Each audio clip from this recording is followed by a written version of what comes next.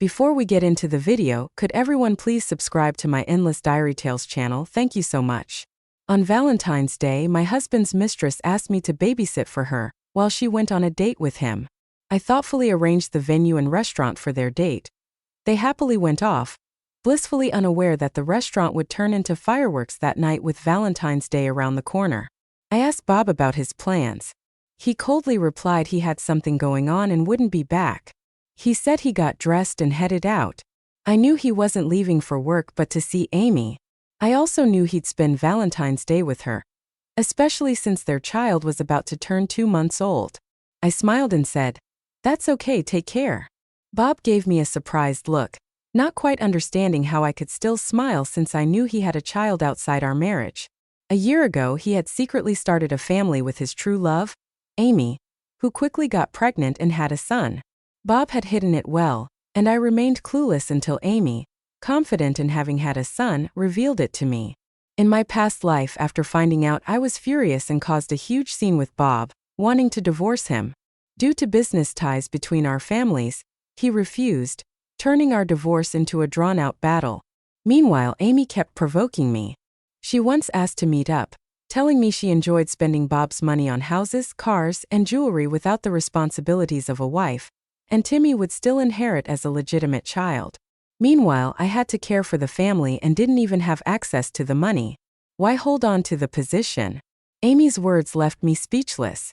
Illegitimate sons from men have inheritance rights, but women's don't, and they still compensate the man. What logic was that? After hearing that, I flipped the table in anger, yelling, "Get out!" I've always been hot-tempered, a spoiled princess at home, never one to hold back. I was disgusted by this couple and went to confront Bob that very night, saying I'd rather give up everything than not get a divorce immediately. Yet Bob still refused. After slapping him twice, he agreed on the condition that I left with nothing. At the time, I thought it didn't matter since my family was wealthy. I divorced Bob quickly, a decision I later regretted, wishing I could slap myself again. I ended up dying alone and poor. When I closed my eyes and opened them again, somehow I was reborn before the divorce. By then, Amy had already confronted me, and I threw a fit at Bob, putting a freeze on their relationship. Bob barely came home around that time and only showed up to grab his stuff. "Take care out there, Bob," I said gently as he left. Seeing my calm demeanor, Bob's expression softened. "I'm off," he said. "You're going to see Amy, right, with the baby?" "It's only right to spend more time with her," I said. Bob seemed surprised, stepping back and asking, "You're not angry?" I walked to the door, fixing his collar. "Why would I be? Important people like you often have mistresses, don't they? It's quite normal." Previously, I was angry because I hadn't thought it through. I was too impulsive. After visiting my parents, they helped me see things differently. I married a successful man, and naturally there are responsibilities. I can't expect perfection, I said. Bob finally smiled, holding my hand and saying, "Monica, I'm glad you understand. Your family is reasonable," I said. "Bob, I love you. Why don't we have Amy over for dinner sometime?" Unsurprisingly, Amy didn't come. I wasn't in a rush. Now I had all the time in the world to deal with her. After that, I stopped throwing fits and never asked about Bob's whereabouts. I served him with a smile every day, appearing very obedient. Bob trusted me more and praised me, saying, "Monica, this behavior is good. If you and Amy can get along, I won't shortchange you." I swallowed my disgust, keeping a gentle demeanor, helping him with his coat. "Don't worry, I'll be like a sister with her." Bob nodded with satisfaction. Men dream of having multiple wives who get along like sisters, but they don't understand love is exclusive. Women are people too. Just like men don't accept being cuckolded, neither do women. "I'll convince her," he said. Over the weekend, Bob called, "Monica, Amy's coming over for dinner tonight." My eyes cold, I calmly replied, "Great." After hanging up, I instructed the kitchen to prepare a feast and cleaned out a nice spacious bedroom with a good view. I made it elegant and cozy. I took photos and sent them to Bob. "This is your and Amy's room from now on. We're both your wives." Bob was moved and replied, "Monica, you're so understanding. With a wife like you, what more could a husband want?" I clenched my fingers, smiling brightly. "As a wife, this is my duty. In ancient times, a wife would bring a concubine for her husband. I've been married for 2 years without kids, so it's about time. Bob praised my actions, even assuring me, Monica, you're my official wife. Your kids are the heirs. Amy's is just the firstborn. Chuckling inside, I thought, does he really see himself as some ancient nobleman distinguishing between heirs and firstborns of concubines? Hilarious. With those words, I'm at ease, I told him. Take care of yourself. Don't overwork. After the call, I went downstairs.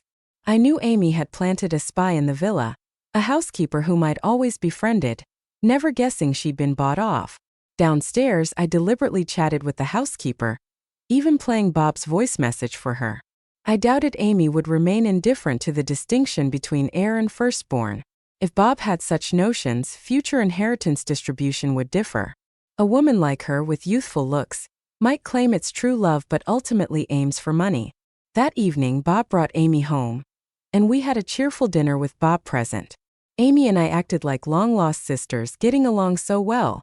The family should always be harmonious like this.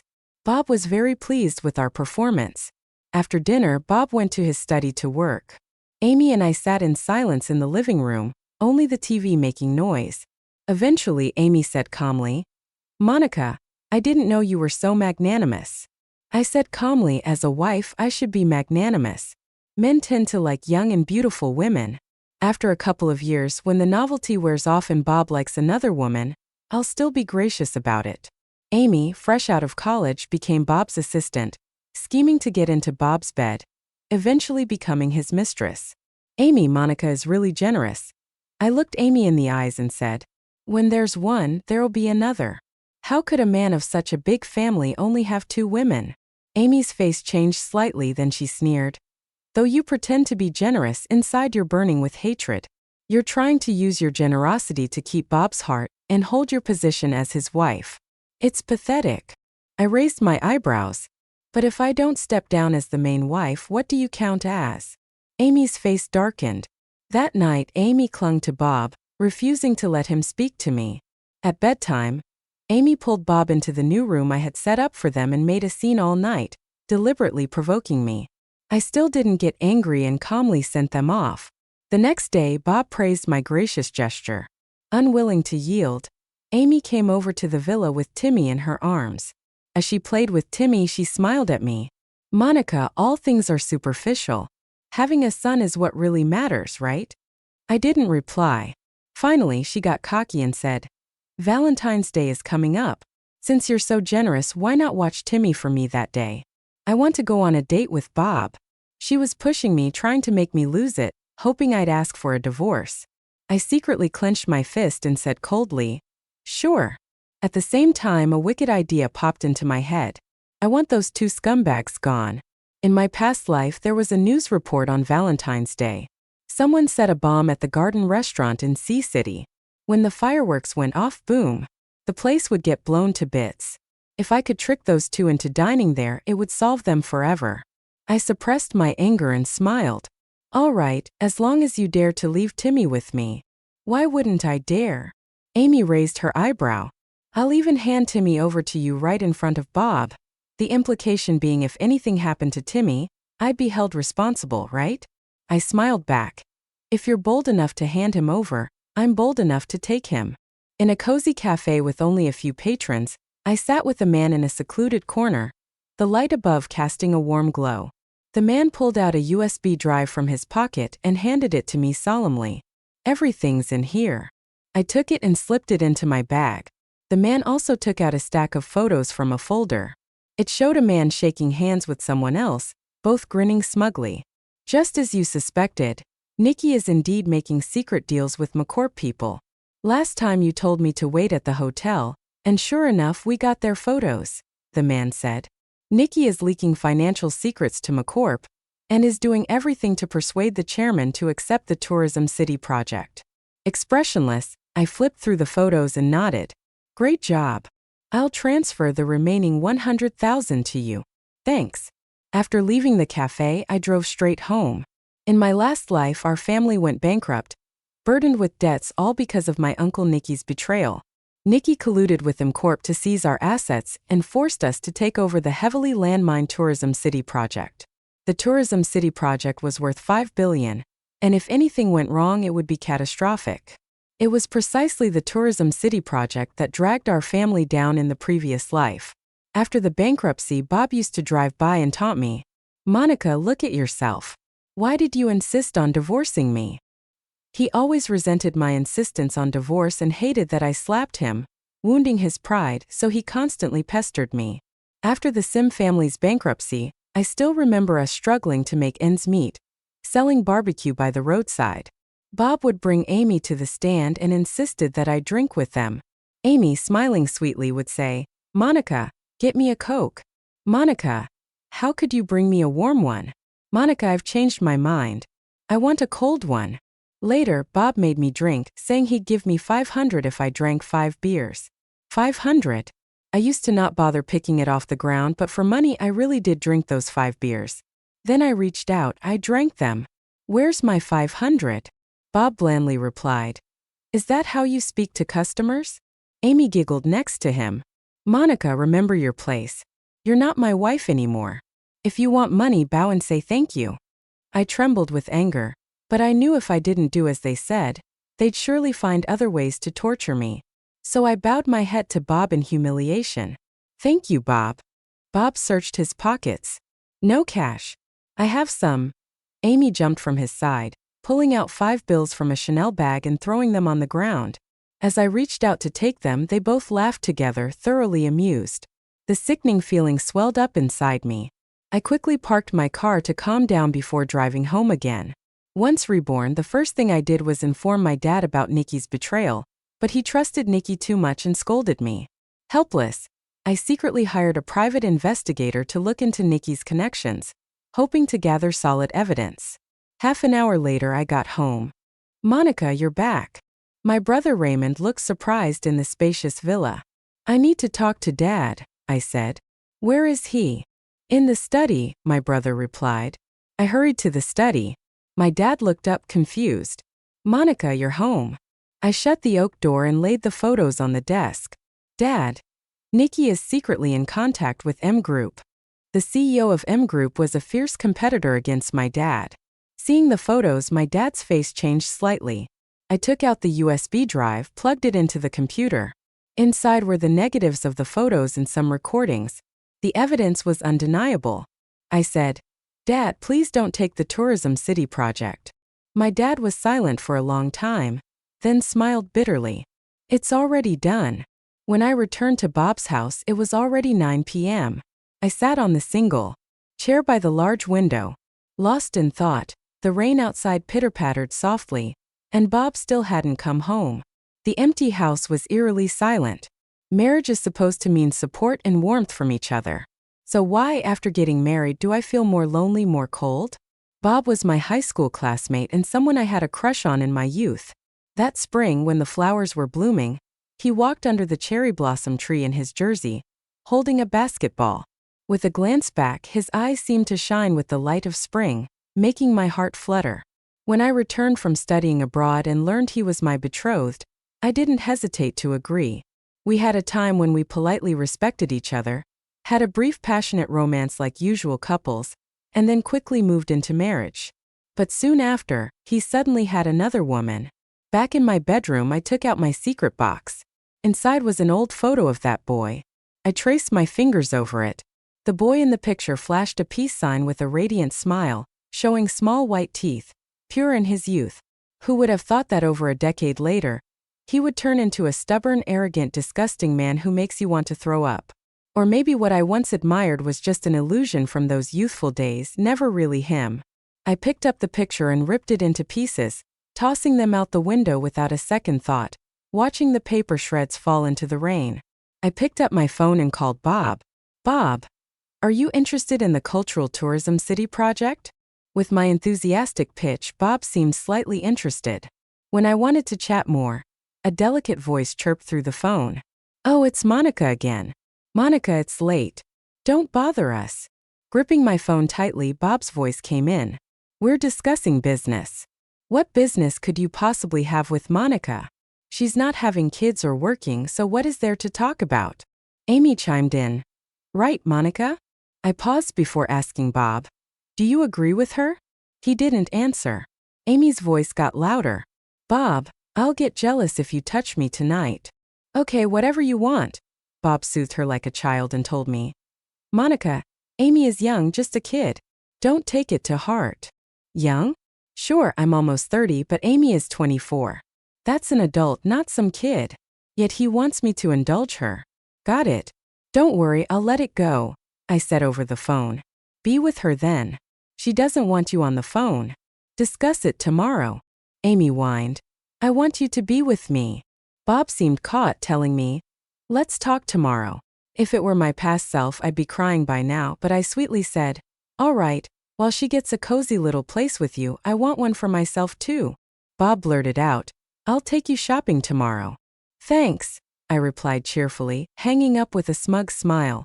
Bob's trash, he can stay with Amy. I'll just take the money. Watching the light rain outside, I slowly smiled. Amy and Bob just wait for Valentine's Day. Uncle Nicky sat defeated in the chair, listening to Dad's yelling. I walked in and said, Dad, brother, can you step out?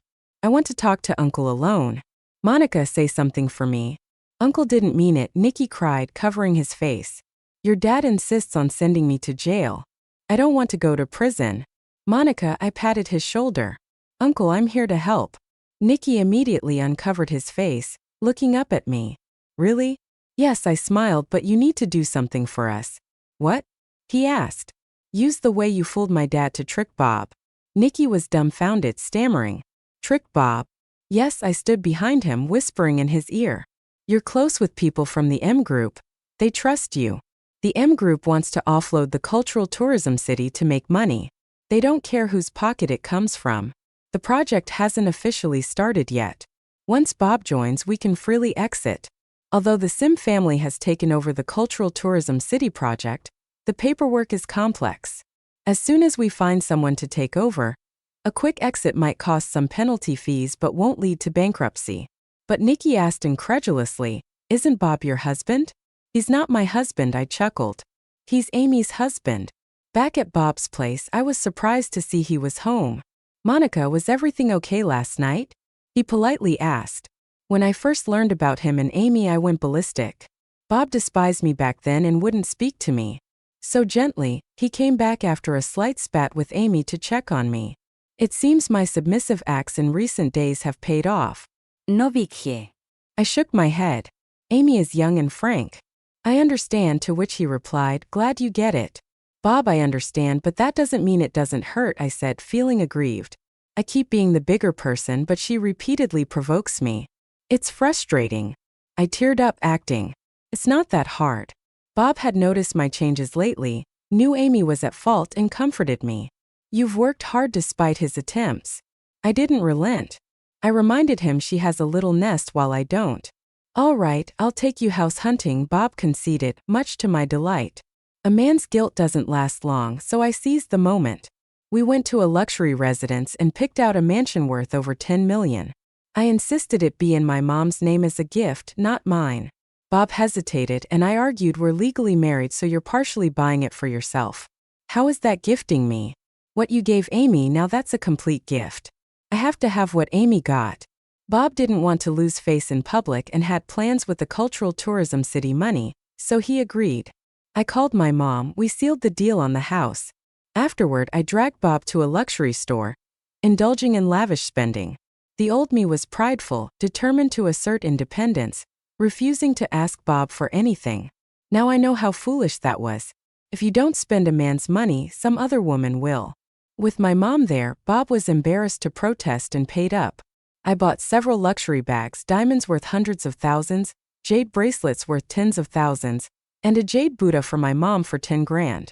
After shopping, I just handed everything over to my mom for her to take home. I mean, if there's a divorce and we have to split assets, anything left at Bob's place would be joint property, and Amy's kid would get a slice. I'm not leaving a dime for that kid. After shopping, I discussed the tourism city project with Bob. Guys love making money, and Bob is super ambitious. He's been officially in charge of Brown Group for only a year and needs a big win to prove himself. The tourism city is being developed by M Group, and they are willing to sell it to us at a low price. We've already invested and want you to join as well. I gave a brief intro, but honestly I wasn't too clear on the details. My uncle Nicky is in the know, so I reached out to Nicky to have him discuss it with Bob. If Nicky can spin a line on my dad, he can certainly handle young Bob. Bob doesn't like or trust me, but Nicky's sweet talk and the guys from M Group set a trap. He quickly agreed. In just 3 days, Bob, just like my dad back then, thought it was a big opportunity and quickly poured $1 billion into the tourism city project. I didn't expect he'd go that big. I thought he'd watch for a bit and invest just a little, but he was so reckless. I don't think it's because he trusts me, because if he did, he wouldn't have a woman on the side and a kid. I couldn't push him to invest so much money. He invested this much only because he's greedy and foolish. After checking out the tourism city, Bob left with the folks from M Group and I headed home. Right there I saw a familiar figure, Mary. I kept things under wraps so she just got back, but it was too late. Bob already took the bait. Sitting on the couch, Mary politely asked, "Monica, that tourism city, is it dependable?" I said, "Uncle says it's pretty reliable." Bob's dad was shrewd and smart, but a year ago he had a sudden stroke and was paralyzed. He couldn't even talk. Mary was at the nursing home taking care of him, and Bob took over early. If Bob's dad were here, we couldn't have tricked Bob, and no way would Bob dare have another woman and a kid. His dad didn't necessarily love me but was clear-headed, understanding the need to not mess up business ties. Mary's different from the old man. She doesn't see or hear a thing about Amy. Amy's been hanging around for days and she said zip. If not for the big investment in the tourism city, she wouldn't have rushed back.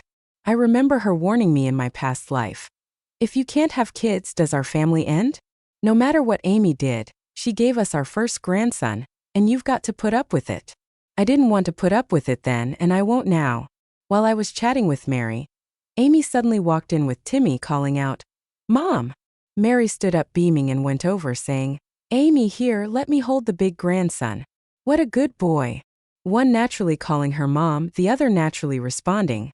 I felt more like an outsider. Timmy was crying his lungs out, and Amy said, "Mom, he needs a walk." I said, "Sure, let's take the grandson out." Mary left with Timmy, leaving only Amy and me. "I hear you going all out to help Bob with business," sneered Amy. "Seems like it worked." "Bob hasn't been resting at my place these days," Amy sneered. "But I'm no fool. If the mountain won't come to me, I'll go to it," she spat. "So the moment you heard Mary's back, you rushed over with Timmy," I replied coolly.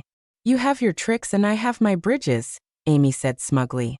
"Monica, without a child, you can never beat me." I was unfazed. "Amy, didn't you know being with Bob means women need to love each other? You're so jealous. What'll happen when there's another sister?" "Bob loves me. He'd never love another woman," she snapped indignantly. I smiled. He used to tell me the same thing. Our conversation ended tensely. To irk me, Amy moved right in. Neither Mary nor Bob said anything against it, like it was the most natural thing. Their supportive attitude made Amy even more cocky, parading her son around, openly and slyly showing off to me each day. After Mary checked the company's status, she returned to the nursing home with her skills. She didn't see any issues. Once she left, it was just me, Bob, and Amy left in the house. Time rolled around to the day before Valentine's. While the family was eating, I intentionally asked Bob, "Bob, what plans do you have for tomorrow? We can't all go on a date together, right?" Bob paused. Amy laid down her chopsticks, smiling. "Monica, Bob and I are going out tomorrow." Feigning stubbornness to rile Amy, I insisted, "I'm Bob's wife. I should spend Valentine's with him. Who do you think you are?" Amy stormed off, dropping her chopsticks, and Bob chased after her. I don't know what they talked about upstairs, but Amy came running down with a smile saying, "Monica, tomorrow Bob and I are going out. You can stay home and watch Timmy. I hear you're a good wife, broad-minded. Our date plans tomorrow are for you to design. Make sure to plan a perfect date for Bob and me." "All right." Amy's smile was spiteful, trying to outshine me to assert her status and goad me into leaving. Bob came down and coughed. "Monica, just do as Amy said." Amy, leaning on Bob, tauntingly glanced my way, increasingly arrogant, and Bob doting on her. Bob's way overconfident. Thinking being part of the tourism city deal means he doesn't have to care about us or respect me. To him, I'm just a pawn. I sighed and said, all right. Originally, I was racking my brain trying to get the two of them to go to the garden restaurant, but now Amy's volunteering. I turned around with a silent smirk. I booked the garden restaurant for their dinner. That place is super fancy. It's famous as a romantic spot for couples. The floor has tons of fun spots with a big platform that lets you overlook the city. Monica's plan was perfect. Amy was pleased, Bob was pleased, and I was pleased. We were all pleased. The next day, Valentine's Day, arrived. Early morning, Amy handed me the kid with a nasty grin saying, Monica, take care of Timmy today. I didn't take the kid. Instead, I let the nanny take him. I said calmly, enjoy your date. She laughed, oh, we will. Timmy babbled in his cradle on the couch. I picked up a little bell to play with him. The butler beside me watched nervously. I looked up, smiling. Don't worry, I won't do anything to Timmy. He didn't get to choose his parents, he's innocent. James was taken aback and forced a smile. Madam, I never thought otherwise, he replied. I smiled too and called all the staff over. I need to go out. I'm leaving Timmy with the butler. If anything happens to him, it'll be the butler's responsibility. Understood. I instructed firmly. The butler was startled, and the other staff exchanged looks. I asked again. Understood. Understood, they replied. I grabbed my bag and left, randomly finding a clothing store. I bought a hoodie, pants, sneakers, and sunglasses. I booked a hotel room and sat around waiting. Close to 6, I changed, put on sunglasses and a mask, all geared up, and left. Dinner for the two of them was set for 7. At 7:10, the restaurant was going to explode like fireworks. I wanted to see them turn into fireworks. It had to be beautiful. Stepping out of the hotel, Valentine's Day was all around. There were lights and Valentine's decorations everywhere. Balloons and glow sticks added to the festive vibe. I stood by the building, looking up at the city's landmark. It was grand, modern, and beautiful. Past news reports said the bomber was a highly intelligent, mentally unstable guy. His girlfriend left him for a rich guy, so he hated society's love for money and hated women. In a fit of rage, he made a time bomb and planted it in the garden restaurant as revenge. At 7:10, the bomb exploded. Over 20 people died instantly, and the explosion caused a fire that killed over 50. Sister, want to buy a flower? A little girl's voice came from below. I looked down, seeing a young girl with a basket of roses. Her face was innocent. I shook my head. The girl turned and asked others while walking into the building. The entrance was crowded, couples hand in hand, smiling sweetly. Before tying the knot, I might have smiled like that too. I blinked and suddenly realized. Sure, the explosion could be my revenge, but over 50 other people would die. If I just called the police, I could stop those deaths entirely. Revenge or conscience? Suddenly, they weighed equally on a scale. If I did nothing, the horrific explosion would happen again, wounding countless lives and becoming a scar in everyone's heart. If I warned the cops, I couldn't exact my revenge. Those two bastards would continue to live free. I've endured and waited for this moment. Should I give it up? And if I called the cops, how would I explain knowing about the bomb? I'd end up in a bigger mess. What do I do? Time ticked by. I couldn't decide, pacing back and forth in the square. Near 7, I stopped, looking up in the crowded street. Among the flashing neon lights, a jeweler's billboard was bright and massive. The wedding ring on it, crystal clear, lured countless women to marriage. My eyes felt a little warm. Among the dead 50, someone must have been happy, right? Taking a deep breath, I dug out my phone. Revenge. I chose conscience just as I was about to call. A flash caught my eye. The phone lay on the ground, still lit. Even fate was lending me a hand. Relieved, I picked it up, swiftly dialing the cop hotline before the screen went dark. If I called fast enough, they couldn't trace it back to me. There's a bomb in the garden restaurant. It will explode at 7:10. Hurry and deal with it. Cut the red wire to stop the countdown. I didn't wait for the operator. I quickly repeated the message thrice, then tossed the phone and bolted. It was already 6:40, Plenty of time for the cops to handle the 710 bomb. I looked at the building, a wave of frustration rising in my chest. After so much planning, I just let those two scumbags go. No way. I gritted my teeth, ran into the building, and took the elevator to the Garden restaurant. It was already 6:55. I hit the ground level button on the elevator panel, stepped out, and quickly hit the same button on another elevator. Both elevators slowly descended. Soon enough, cop cars arrived with sirens blaring. A dozen officers rushed in. "Everyone out! There's a bomb!" workers shouted. In an instant, a massive crowd began screaming and running out of the building. The restaurant folks still didn't get it. From deep within the crowd, I yelled, "There's a bomb in the restaurant. It'll blow at 7:10. Run." Soon informed staff joined in yelling, "Run. It's gonna blow in seconds." People panicked and fled through the chaotic mass. I saw Bob and Amy get up to join the stampede. A crush of people surged down the corridor. With it being Valentine's, the observation deck was packed with people taking in the night view, all rushing for the elevators. Both elevators were swarmed, packed to the brim since I hit the ground floor button earlier. The elevators moved at a snail's pace, taking forever to come up. The commercial elevator might as well not bother. Panic-stricken, most chose to use the emergency stairs, knowing the bomb would be dealt with. I confidently slipped into the emergency stairwell with everyone scrambling for safety. No one noticed me lingering nearby. Even if they had, they wouldn't care. Before long, Bob was pulling Amy into the hallway, both looking panicked as they rushed down the stairs with the crowd. I adjusted my cap and followed them when we got to a dark spot in the stairwell. I kicked Bob hard from behind. He tumbled forward unexpectedly and rolled down like a ball. Years of living easy and indulging himself had taken a toll on his body. This fall wasn't going to be easy on him. Amy, getting dragged down with him, stumbled too. "Someone fell," someone shouted, but nobody stopped. In a life-or-death situation, everyone just wanted to escape. I helped up the person Bob knocked over. And as Bob tried to get back on his feet, I stomped on his bleeding head with all my might.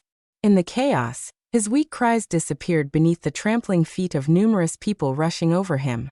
Amy was struggling on the steps, crying loudly, and I wanted to kick her too, but the crowd, was too strong, pushing me along, leaving me no choice but to reluctantly hold back. The terrified mob at the back couldn't see what was happening up front. They just trampled over the two. Rumbling down the staircase, the power of a stampede is no joke.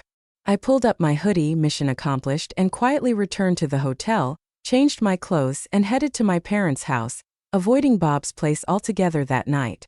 The bomb was defused. No one died besides a few unlucky people who fell and got hurt. Bob and Amy got the worst of it. Bob was knocked out cold, while Amy had 2 broken ribs and her face was trampled. Her fake nose was crushed when fleeing crowds stepped all over her face. The police caught the person who planted the bomb but couldn't trace who tipped them off. They hadn't widely informed the mall staff, but somehow news leaked out, causing the panic and chaos. If there hadn't been a leak, my shouting in the Garden restaurant wouldn't have been taken seriously. The police would have traced it back to me, but because the staff was shouting first, I never got questioned. It was like when I chose to follow my conscience. Fate lent a helping hand. I got access to a phone with no owner, creating panic without detection. It also let me get my revenge. The bombing was a huge deal in our peaceful country, making headlines and drawing attention from the highest levels. Among those hurt, the story of Bob and his mistress getting trampled while meeting on Valentine's Day quickly trended online. People were commenting left and right. Serves them right. Although they were hurt, they became targets of public ridicule. Mary came back that evening, found out Bob's fate was uncertain, and cried her eyes out in the hallway. Right then I got a call from the nanny. "Ma'am, Timmy's throwing up and has diarrhea. It's pretty serious." "What?" Mary asked in a panic. "What's wrong with my grandson?" I handed her my phone. Bob was unconscious and Mary had no outlet for her frustration, so she yelled, "Can't even take care of Timmy. What's the point of keeping you around?" She turned to me and demanded, "Bob and Amy went out. What about you? Where were you?" "Mom, I left early this morning," I explained. "Amy dumped Timmy on me. I didn't want to babysit, so I went out." "Isn't that allowed?" Mary was speechless. "Get my grandson here immediately," she yelled into the phone. Soon, the butler and nanny brought Timmy over, and he was taken to see a doctor. The doctor said he'd eaten something bad. "Mom, I left home early. I didn't feed Timmy anything," I said. I always knew Amy was up to no good, leaving Timmy with me. She must have given him something. What a despicable move. Luckily, I anticipated her scheming and never touched or fed Timmy. I even left home early to avoid suspicion. "It must have been the butler who gave Timmy something bad," I calmly said. "I didn't mean to." The butler's face turned pale. "Mom, Amy and the butler are good friends. The butler probably didn't mean to hurt Timmy. He just couldn't handle him," I explained.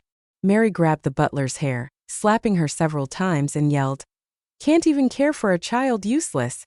Get out. Don't let me see you again." The butler cried in helplessness as I approached. I whispered in her ear, "Biting the hand that feeds you has its consequences. Do you know who the real lady of the house is?" The butler trembled in fear. "Get lost or else," I grinned slyly. And just like that, Amy's informant was dismissed. The butler left in disgrace. Since she failed to care for Timmy, her reputation tanked, and no other wealthy families would hire her. I had no qualms calling her out as untrustworthy, delivering the final blow to her character. She couldn't stay in City C any longer. She had to leave. Thanks to modern medicine, the doctor quickly figured out what Timmy ate: laxatives. "Go back and search." Mary was furious, ordering everyone to search the villa for the drugs. She demanded that I not go home, even insisting on searching my room. She suspected me of drugging Timmy. I sneered. Her family never trusted me. Soon, someone reported they found laxatives in Amy's room. Mary looked shocked. I said, "Mom, don't you get it? Amy tricked me into taking Timmy so she could run off. If anything happened to him, it would be on me. She drugged Timmy, handed him to me, and ran. When Timmy got sick, you'd blame me first." Seeing the evidence, Mary looked furious and said through gritted teeth, "How dare she harm my grandson? If it weren't for her, my son wouldn't be in a coma. She's a jinx." I listened to her ranting, a slight smile on my face. Only Amy, Bob, and I knew about the meeting place. Mary thought Bob got hurt because Amy took him to the garden restaurant. She hated Amy for it.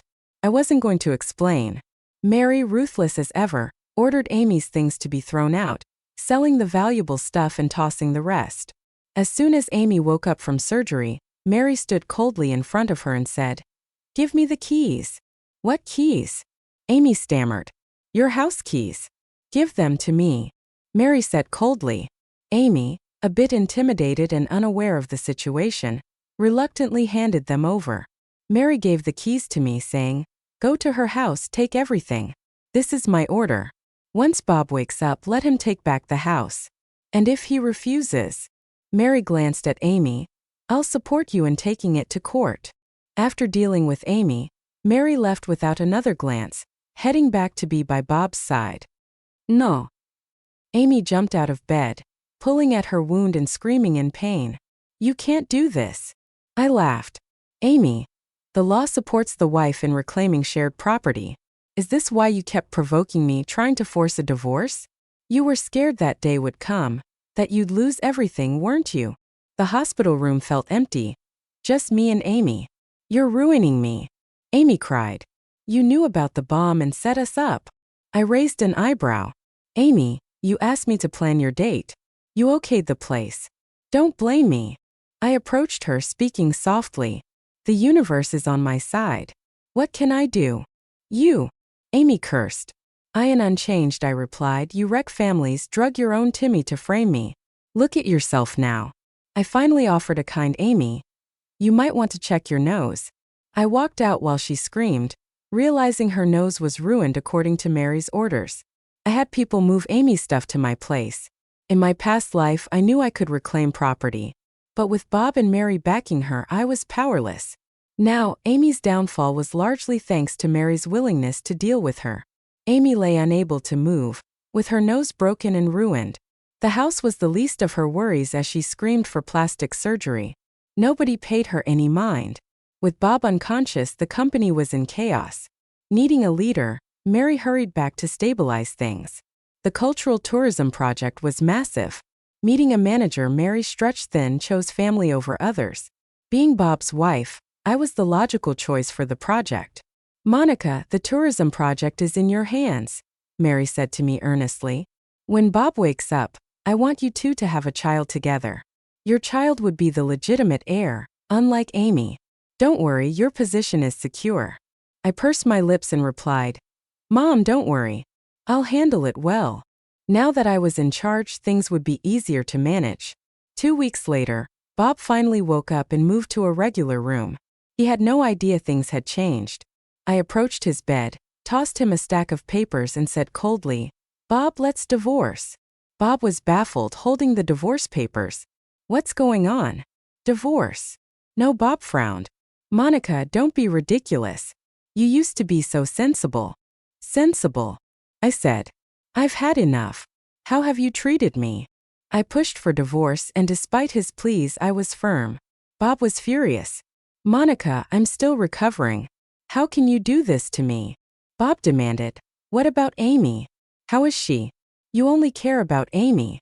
So divorce me and let her take my place, I said. You spend Valentine's Day with her and even have a kid. Why not divorce me? Our families are collaborating now, Bob said. Don't even think about divorce. You used to get along with Amy. Why change now? Rich men all have mistresses. Stop causing trouble, okay? Suddenly, the door burst open and several reporters rushed in, snapping photos of Bob. Mr. Bob, we'd like to remind you that polygamy is illegal, one said. Bob was shocked. Who let you in here? No one answered him. I picked up the divorce papers and signed them. Bob's words were reported exactly as spoken. His Valentine's escapade with a mistress was public knowledge, and now this statement was out. Everyone supported my divorce. By the time Bob realized, even the cleaning lady was on my side. I never talked about the divorce before, so not only was Bob caught off guard, but Mary too.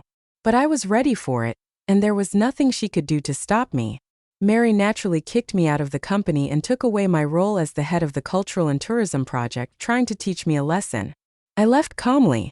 I began the divorce proceedings and went after the house and car Amy bought before. I edited Timmy's photos to prove that Bob was cheating. I won't protect the image rights of the mistress's kid. I want everyone to remember him. Make him and his mom infamous. The divorce went smoothly, and because public opinion was on my side, I got a huge chunk of the assets. Most of Amy's money was clawed back, which was split between me and Bob. The company wasn't hit much. The smart folks in PR never let me get involved in company affairs, and I didn't care to, so I had no rights to the company stocks. But who cares, right? That cultural and tourism project will eventually sink the company. If I can't have it, Bob sure won't. I didn't want the company. I wanted Bob to feel the pain I once did. Amy got out of the hospital after 2 years of trouble, gaining nothing. Her face got messed up. Her nose was too damaged to fix properly, looking really weird. Bob had no interest in an ugly mess. And since Mary disliked her and revealed she drugged Timmy, Bob kicked her out. Not long after, Nikki's family pulled out completely from the cultural tourism project, safeguarding their assets. M Group had Bob's company in their sights, tore it apart, and left them the last to suffer. Bob's family was ruined. Bob ended up in massive debt, homeless.